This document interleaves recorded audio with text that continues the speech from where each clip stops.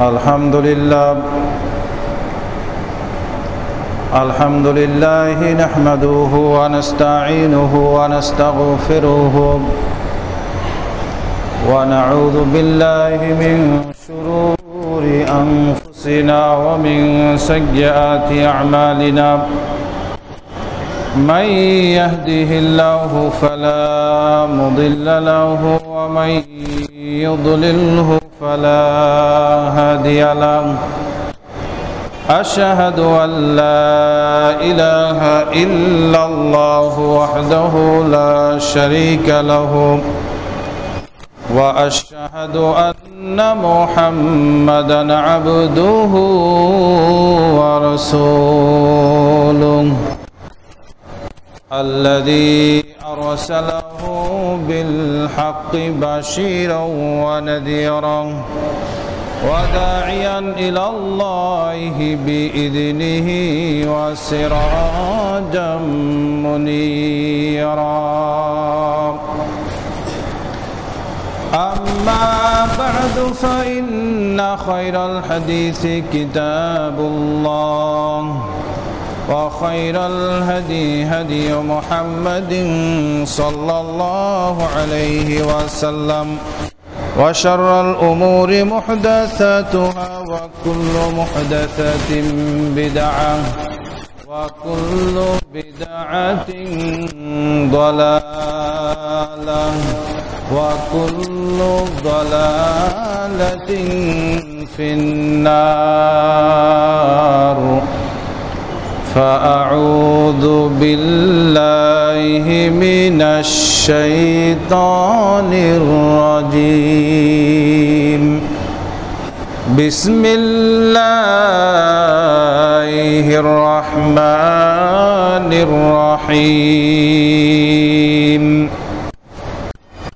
قاف والقرآن المجيد بل عجبوا أن جاءهم منذر منهم فقال الكافرون هذا شيء عجيب أإذا متنا وكنا ترابا ذلك رجع بعيد قد علمنا ما تنقص الأرض منهم وعندنا كتاب حفيظ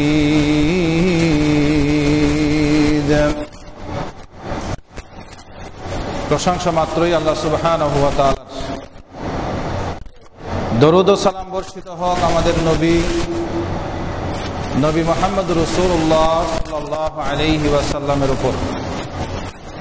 শান্তি বর্ষিত হোক তার পরিবার বর্গের উপর, শান্তি বর্ষিত হোক আসহাবে কিরামের উপর, শান্তি বর্ষিত হোক তাবেঈন তাবেঈনগণের উপর, শান্তি বর্ষিত হোক যে সমস্ত মুসলিম নর এবং নারী আল্লাহ এবং তার রাসূলের আনুগত্য করে দুনিয়া হতে বিদায় নিয়ে কবরে চলে গেছেন তাদের উপর।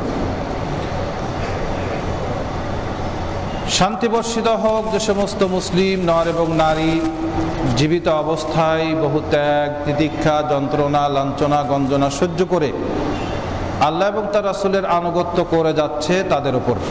হাফিজাহুমুল্লাহ, আল্লাহ তাদেরকে হেফাজত করুন। সম্মানিত উপস্থিত, আমার প্রাণপ্রিয় মুসল্লিয়ান কেরাম, মহিলা মুসল্লাতে উপস্থিত আমার মা ও বোনেরা, আমাদের মাঝে সদ্য শুরু হয়েছে আরবি মাসের প্রথম মাস শাহরুল মুহাররম। আল্লাহ রাব্বুল আলামিন এবং নবী মুহাম্মদ রাসূলুল্লাহ সাল্লাল্লাহু আলাইহি ওয়াসাল্লাম এই মাসটাকে শাহরুল্লাহিল মুহাররম বলেছেন। শাহরুল্লাহ, আল্লাহর মাস এবং তা সম্মানিত। আল্লাহ নবী সাল্লাল্লাহু আলাইহি ওয়াসাল্লাম এই মাসটির ফজিলত বলতে গিয়ে সর্বপ্রথম শব্দটি ব্যবহার করেছেন, এটা হলো শাহরুল্লাহ, আল্লাহর মাস।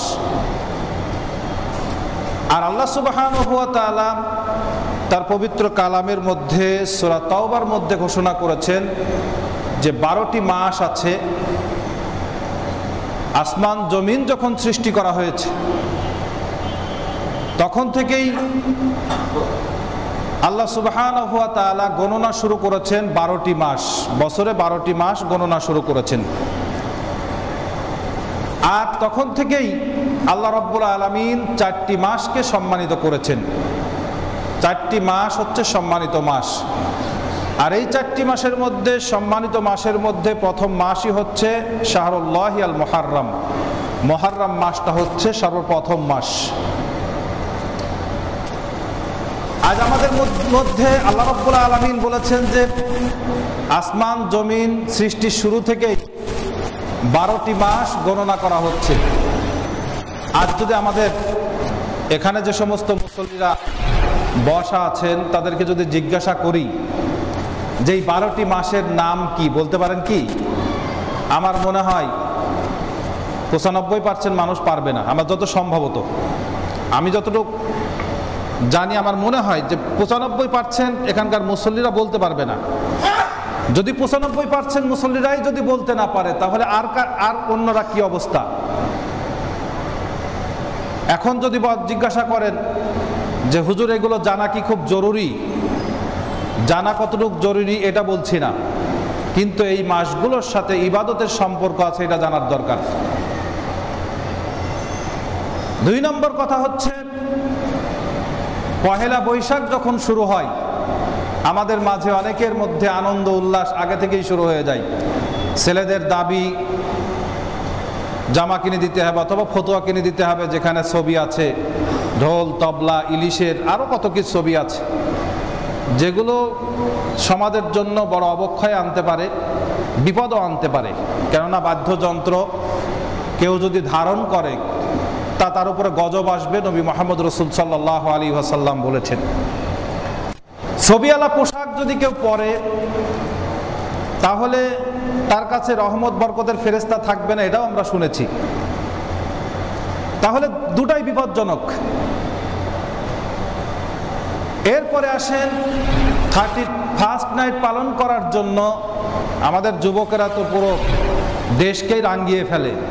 রাস্তা ঘাটে যেখানেই যাবেন সেখানেই হ্যাপি নিউ ইয়ার লিখতে লিখতে মনে হয় অনেকের রঙও শেষ হয়ে যায়। আর এদিকে আরবি মাস শুরু হয়েছে কবে, কখন, কিভাবে, আমার মনে হয় যুবকদের যদি জিজ্ঞাসা করি বলতে পারবেন না। যদিও বছরের প্রথম বা নববর্ষ পালন করা ইসলামে জায়েজ নয়, যদিও আগে পালন করা হতো। বিশেষ করে ইসলামের পূর্বে ইহুদিরা একটানা 1 দিন 2 দিন নয় 10 দিন পালন করত, যেটাকে নওরোজ বলা হয়। আপনারা এখনো দেখবেন ফিলিস্তিন, তারপরে আরো অনেক জায়গায় আছে যেমন কুর্দিস্তান বা অন্যান্য জায়গায় এই ডেগুলো এখনো পালন করা হয়। ফিলিস্তিনে এবারও পালন করা হয়েছে, যে দিনগুলোর নাম বলা হয় নওরোজ নামে পালন করা হয় একটানা 10 দিন, অর্থাৎ আশুরাই মুহররম পর্যন্ত আনন্দ উল্লাস করা হয়। ইহুদিরাও করে থাকে, ইসরায়েলেও পালন করা হয় এটা। এবং তারা 10 তারিখে সিয়ামও পালন করে, এটাকে বলা হয় নওরোজ, নববর্ষ পালন করে তারা। এরা আরেকটি অনুষ্ঠানও পালন করে থাকে, মেহেরজান নামের একটি অনুষ্ঠান পালন করে থাকে। এরা এরকম ভাবে প্রায় 4টা অনুষ্ঠান পালন করত। 4টা অনুষ্ঠান নবী করিম সাল্লাল্লাহু আলাইহি ওয়াসাল্লাম মদিনায় আসার পর এগুলো দেখে তিনি সবগুলোকে ভেঙ্গে চুরে খান করে দিয়ে মুসলমানদের জন্য আনন্দের দিন হিসাবে নিয়ে আসলেন মাত্র 2টা, অনলি 2টা। আর সেটা হচ্ছে ঈদুল ফিতর এবং ঈদুল আযহা। 2-এর জায়গায় 3 নাই। 3 যদি কেউ পালন করে সে অন্যায় করবে, সে নতুন কিছু পালন করবে। ইসলামে আনন্দের দিন হিসাবে 2টি দিন ছাড়া, ঈদুল ফিতর এবং ঈদুল আযহা ছাড়া পালন করার কোনো সুযোগ ইসলামে আর কাউকে দেন নাই। আর যদি কেউ পালন করতে চাই কিছুটা, তাহলে সে যেন প্রত্যেক জুমার দিন পালন করে। কেননা নবী করিম সাল্লাল্লাহু আলাইহি ওয়াসাল্লাম তিনি বলেছেন খায়রুল ইয়াউম ইদা তুলিয়াত আলাইহিস শামস, পৃথিবীর বুকে সবচেয়ে উত্তম দিন, সপ্তাহের মধ্যে সবচেয়ে উত্তম দিন হচ্ছে ওই দিন সর্বপ্রথম যেদিন পূর্ব দিক থেকে সূর্য উদয় করা হয়েছিল, আর সেই দিন হচ্ছে ইয়াউমুল জুমআ। সেই দিন আদমকে সৃষ্টি করা হয়েছে, সেই দিন আদমকে দুনিয়ার বুকে নিয়ে আসা হয়েছে, সেই দিনে আদমকে জান্নাতে প্রবেশ করানো হয়েছে, বের করে আনাও হয়েছে, আর কিয়ামত সংগঠিত হবে সেই দিন। এই দিনটা কিছুটা আপনারা পালন করতে পারেন, সেটা দুঃখের দিন হিসাবে হলে আর সেটা আনন্দের দিন হিসাবে হলে দুটি। কেননা এই দিন ফজরের সালাত থেকে শুরু করে নিয়ে পৃথিবীর সমস্ত প্রাণী কিন্তু থরথর করে কাঁপে। না হয় এটা সূর্য পূর্ব দিক থেকে না উঠে হয়তো পশ্চিম দিক থেকে উঠে যেতে পারে, কেননা কিয়ামত তো হবে এই জুমার দিনেই, আর সেটা হবে সূর্য উদয়ের সময়। সেটা সূর্য উদয়ের সময় পূর্ব দিক থেকে না উঠে সেদিন পশ্চিম দিক থেকে উঠবে, সেদিনই শুরু হয়ে যাবে আমার আপনার এই পৃথিবীর সব কিছুর জন্য শেষ দিন, আর সেটাই হচ্ছে ইয়াউমুল কিয়ামা। যেটা বলছিলাম, দুইটার বেশি তিনটা পালন করার কোনো সুযোগ নাই, কোনো সুযোগ নাই। আর সেই দিনটি আমরা পালন করে থাকি ঈদুল আযহা এবং ফিতর, আর বাকিটা কোনোটাই আনন্দ উল্লাসের দিন হিসাবে পালন করা যাবে না। এই জন্য বলছি আরবি নববর্ষ পালন করবেন এ সুযোগ ইসলাম আপনাকে আমাকে দেন নাই। কিন্তু আরবি দিন শুরু হলে, আরবি মাস শুরু হলে শুরু হয় এক ফালি চাঁদের মাধ্যমে। চাঁদ উঠলে যে একটা ইবাদত আছে এটা আমরা জানি না, জানার চেষ্টাও করি না। আমি মুসল্লিদেরকে বলছি যে চাঁদের সাথে ইসলামের ইবাদতের অনেক সম্পর্ক। প্রথমে চাঁদ দেখে আমাদেরকে দোয়া পড়তে হয়, আল্লাহুম্মা আহিল্লাহু আলাইনা বিল আমনি ওয়াল ঈমানি ওয়াস সালামাতি ওয়াল ইসলামি ওয়াত তাওফীকি লিমা তুহিব্বু ওয়া তারদা। এই দোয়া পড়ে আপনাকে আমাকে শুরু করতে হবে মাস। রব্বি ওয়া রব্বুকাল্লাহ, এই দোয়া পড়ে আপনাকে আমাকে সবাইকে শুরু করতে হবে। আল্লাহুম্মা আহিল্লাহু আলাইনা বিল আমনি ওয়াল ঈমানি, হে আল্লাহ তুমি নতুন চাঁদ উদিত করেছো আমাদের উপরে, এই চাঁদে যেন আমরা সুন্দরভাবে কি করতে পারি, ঈমানের সাথে, সালামতের সহিত অর্থাৎ শান্তির সাথে, আমানের সাথে সব কিছু মিলিয়ে আমরা চলতে পারি। ওয়াত তাওফীক লিমা তুহিব্বু ওয়া তারদা, আর আমাদেরকে তুমি তৌফিক দান করো যাতে আমরা তুমি যে ইবাদতগুলি পছন্দ করো, যে কাজগুলো তোমার পছন্দ হয়, তোমার সন্তুষ্টি অর্জন করা যায়, সেইগুলো যাতে আমরা করতে পারি। শোনো চাঁদ, রব্বি ওয়া রব্বুকাল্লাহ, আল্লাহ তোমারও রব আমারও রব। চাঁদ, তোমাকে আমি রব হিসাবে স্বীকার করি না, তোমাকে আমি রব হিসাবে মানি না।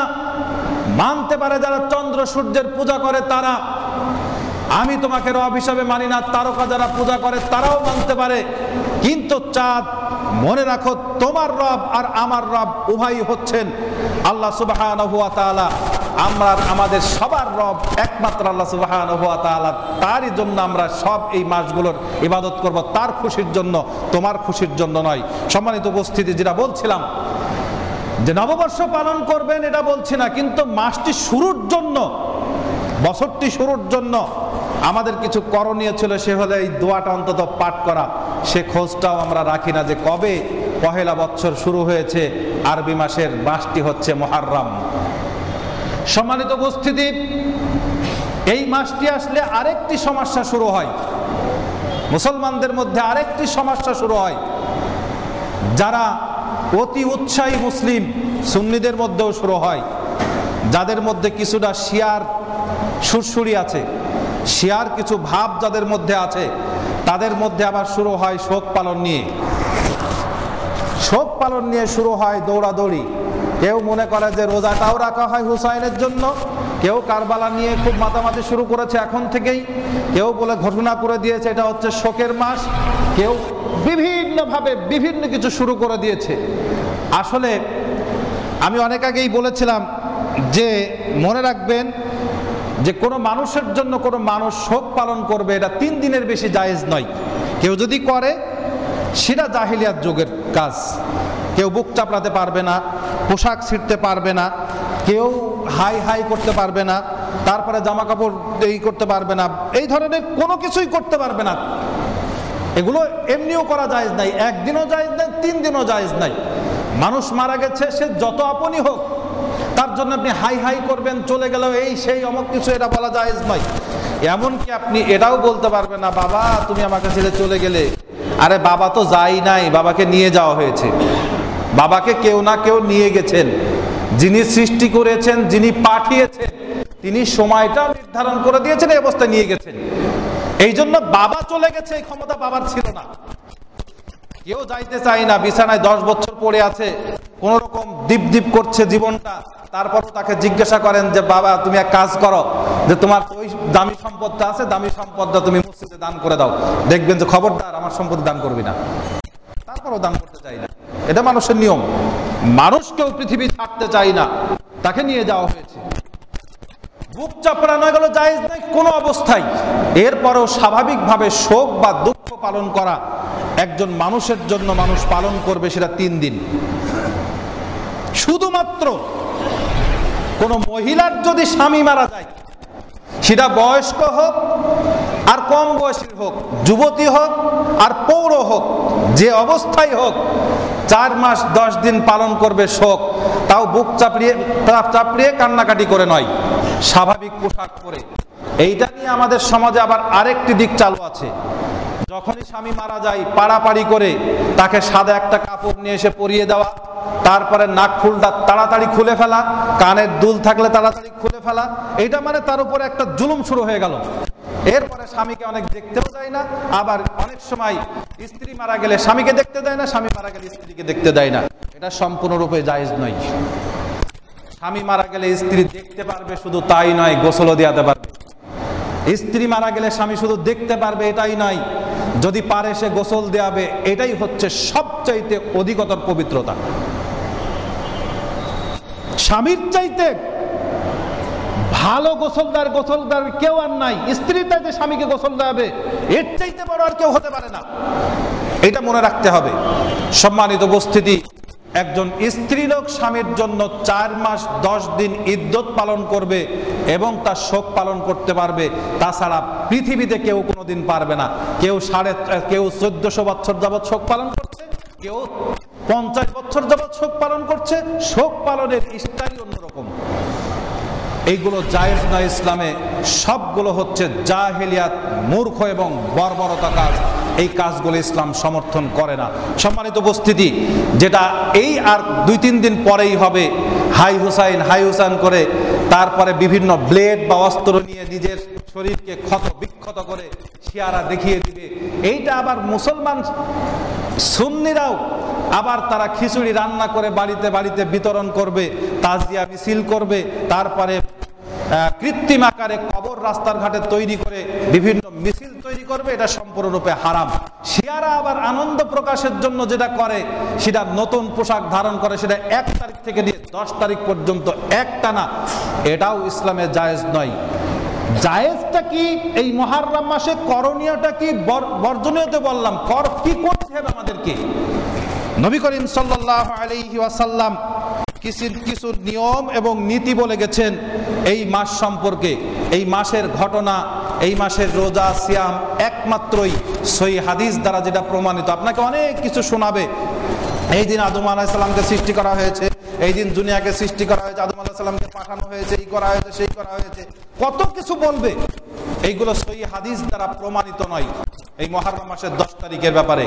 কিন্তু প্রমাণিত হচ্ছে একটি ঘটনা, সেটা হচ্ছে মূসা আলাইহিস সালাম এবং তার কওমকে আল্লাহ রাব্বুল আলামিন সাগর পার করে এনেছিলেন, আর ফিরাউন এবং তার দলবলকে সমূলে ধ্বংস করেছিলেন সমুদ্রতে ডুবিয়ে।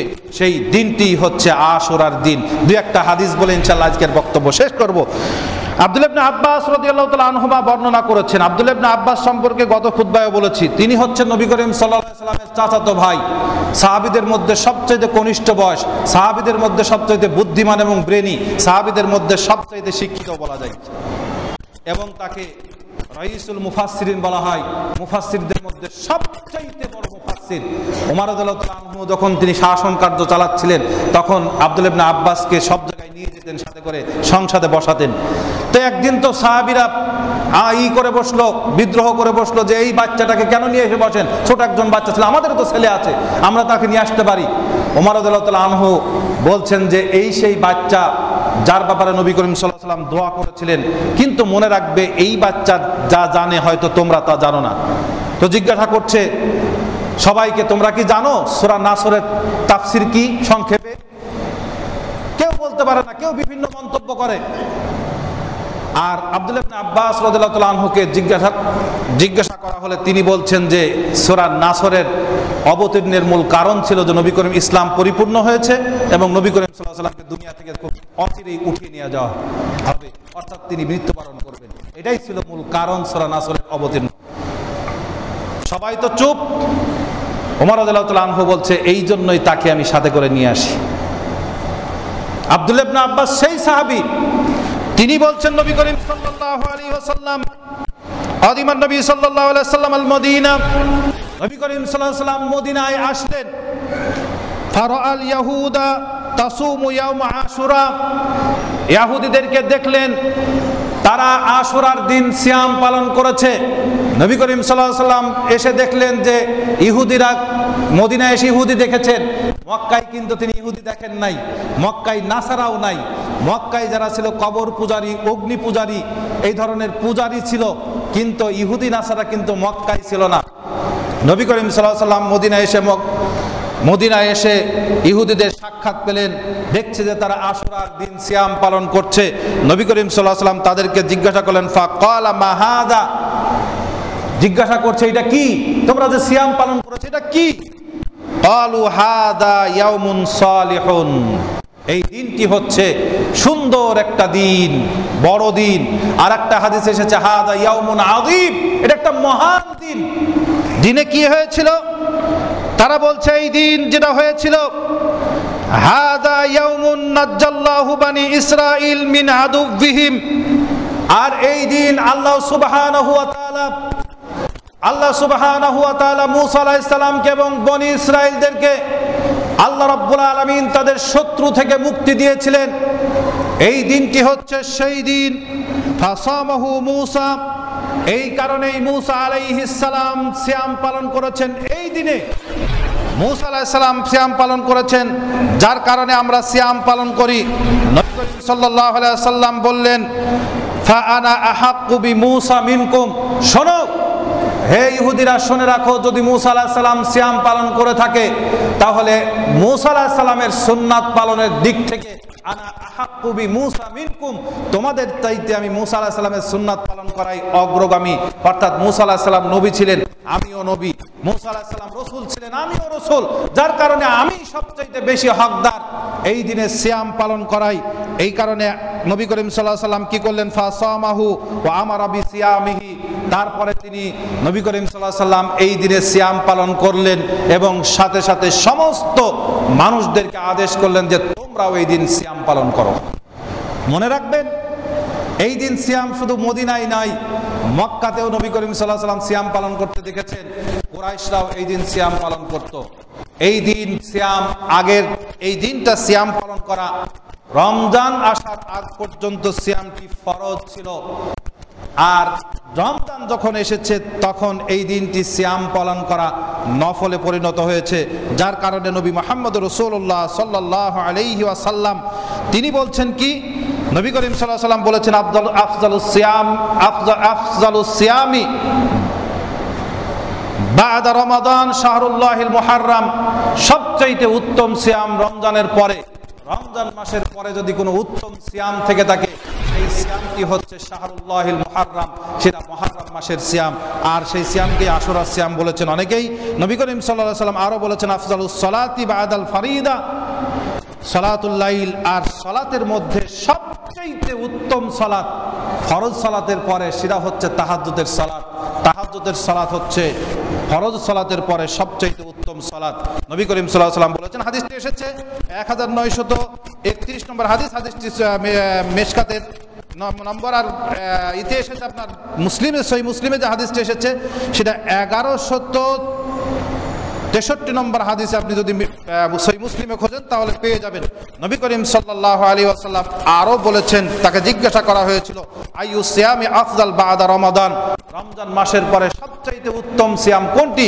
নবী করিম সাল্লাল্লাহু আলাইহি ওয়াসাল্লাম তাতেও বলেছিলেন শাহরুল্লাহিল্লাযী তাদউনাহু আল মুহাররম, আল্লাহ সুবহানাহু ওয়া তাআলার মাস মুহাররম মাসের সিয়াম পালন করাই হচ্ছে সবচেয়ে উত্তম সিয়াম।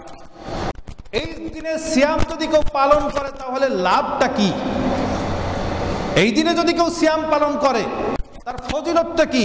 নবী করিম সাল্লাল্লাহু আলাইহি ওয়াসাল্লাম বলেন সাওমু ইয়াউমু আশুরাই, আশুরার দিন সিয়াম পালনের ফজিলত হচ্ছে ইউকাফিরুস সানাতা মাদিয়া। নবী করিম সাল্লাল্লাহু আলাইহি ওয়াসাল্লাম বলেছেন যে বিগত এক বছরের গুনাহ আল্লাহ সুবহানাহু ওয়া তাআলা ক্ষমা করে দিবেন। কিছুদিন আগে গেছে আশুরা, ইয়াউমে আরাফা সিয়াম, আরাফার দিনের সিয়াম এক বছর আগের এক বছরের পরের গুনাহ মাফ করে দিবেন। আর কেউ যদি আশুরা সিয়াম পালন করে তাহলে এক বছরের যত সগীরা গুনাহ আছে আল্লাহ সুবহানাহু ওয়া তাআলা মাফ করে দিবেন, বিগত এক বছরের। তাহলে এক বছরের অফার, এক বছরের ছোট ছোট যে গুনাহগুলো আল্লাহ রাব্বুল আলামিন ছোট ছোট গুনাহগুলো যেগুলো করেছে আল্লাহ রাব্বুল আলামিন সেগুলো মাফ করে দিবেন কেউ যদি এই আশুরা সিয়াম পালন করেন। আশুরার সিয়াম বলতে 10 তারিখের সিয়াম। এই বছর 10 তারিখ কবে পড়বে এটা একটা বড়, এই বছর 10 তারিখ ইংরেজি মাসের সাথে মিল আছে। সেপ্টেম্বর মাসের 10 তারিখ, আশুরার দিনও 10 তারিখ, অর্থাৎ আগামী মঙ্গলবার, নাকি আগামী মঙ্গলবার যত সম্ভবত 10 তারিখ হয় আর কি। আগামী মঙ্গলবার 10 তারিখ, 10 তারিখ হচ্ছে মূল। নবী করিম সাল্লাল্লাহু আলাইহি সাল্লাম আশুরার সিয়াম রাখছিলেন। এমত অবস্থায় তাদের নবী করিম সাল্লাল্লাহু আলাইহি ওয়াসাল্লামকে তারা সাহাবীরা এসে বলল, ইয়া আল্লাহর রাসূল, ইহুদিরাও এই মাসে 10 তারিখ সিয়াম পালন করে, আমরাও 10 তারিখ সিয়াম পালন করি, তাহলে উভয়ের মধ্যে আমাদের মিল হয়ে গেল না? নবী করিম সাল্লাল্লাহু আলাইহি ওয়াসাল্লাম বললেন যে ইদা কানাল আমাল মুকবিল ইনশাআল্লাহু সুমনা আল ইয়াউমাত তাসি, যদি আমি আগামী বছর বেঁচে থাকি তাহলে আমি শুধু 10 তারিখে সিয়াম পালন করব না, সাথে 9 তারিখেও সিয়াম পালন করব। তাহলে ইহুদিদের খিলাফ করতে বলেছেন নবী করিম সাল্লাল্লাহু আলাইহি সাল্লাম। এই রোজার ব্যাপারে ইহুদিদের খিলাফ হিসাবে শুধু একদিন নয়, বরং 9 তারিখ 10 তারিখ সিয়াম পালন করবেন। তাহলে দুইটা সিয়াম হলো, 9 তারিখ 10 তারিখ। তা 9 তারিখ 10 তারিখ কবে হয়? আগামী সোমবার মঙ্গলবার হয় 9 তারিখ 10 তারিখ। এই 9 তারিখ 10 তারিখ সিয়াম যদি কেউ পালন করে, দুইটি সিয়াম, তাহলে তার জন্য বিগত এক বছরের সাগীরা গুনাহ আল্লাহ রাব্বুল আলামিন মাফ করে দিবেন। তাহলে আমরা আসুন আশুরা সিয়াম পালনের মাধ্যমে মুহররম মাসকে সম্মান জানাই। আর এই সিয়াম হচ্ছে সবচাইতে উত্তম সিয়াম। আল্লাহ সুবহানাহু ওয়া তাআলা আমাকে তৌফিক দান করুক। আরেকটি হাদিস অবশ্যই এসেছে যে কেউ যদি 9 তারিখ সিয়াম পালন না করতে পারে তাহলে 10-11 রাখবে। যদিও হাদিসটা নিয়ে অনেকেই বলেছেন হাদিসটি সহিহ নয়, তারপরেও আপনি ইচ্ছা করলে 10 তারিখ 11 তারিখে সিয়াম পালন করার কথা অনেক উলামায়ে কেরাম বলেছেন যে না, 9 তারিখ 10 তারিখ সিয়াম পালন করতে পারবে। এই সিয়ামের ব্যাপারে মুআবিয়া রাদিয়াল্লাহু তাআলা আনহু বলেছেন যে এই দিন আল্লাহ রাব্বুল আলামিন সিয়ামকে ফরজ করে দেন নাই। যদি ইচ্ছা করেন কেউ সিয়াম পালন করতে পারবেন, ইচ্ছা করলে না করতেও পারবেন। পালন করলে অনেক বেশি সওয়াব হবে, না পালন করলে সওয়াবের কিছুই পাবেন না। এই জন্য আসুন, একটি সুযোগ দেওয়া হয়েছে আমাদের এক বছরের গুনাহ মাফ করে নেওয়ার একটি বড় সুযোগ। আল্লাহ সুবহানাহু ওয়া তাআলা আমাদেরকে তৌফিক দান করুক। এই দিনকে আমরা স্বাগত জানাই। এই দুইটি সিয়ামের মাধ্যমে আল্লাহ সুবহানাহু ওয়া তাআলা আমাদের তৌফিক দান করুক। মনে রাখবেন, এই সিয়াম শুধু মূসা আলাইহিস সালামের মুক্তির জন্য বা নবী করিম সাল্লাল্লাহু আলাইহি ওয়াসাল্লাম রেখেছেন তার সুন্নাতের জন্যই রাখবেন। কেউ যদি হুসাইন বা তার শোকের জন্য মনে করে থাকেন তাহলে এই সিয়ামও বরবাদ হয়ে যাবে। আল্লাহ রাব্বুল আলামিন আমাদেরকে তৌফিক দান করুক সুন্নাত মেনে ইবাদত করার জন্য। সুবহানাল্লাহুম্মা বিহামদিকা আশহাদু আল্লা ইলাহা ইল্লা আনতা আস্তাগফিরুকা ওয়া আতুবু ইলাইক। আলহামদুলিল্লাহ হামদান কাসীরান তাইয়্যিবান মুবারাকান ফীহি কামা ইউহিব্বু রাব্বুনা ওয়া ইয়ারদা। আশহাদু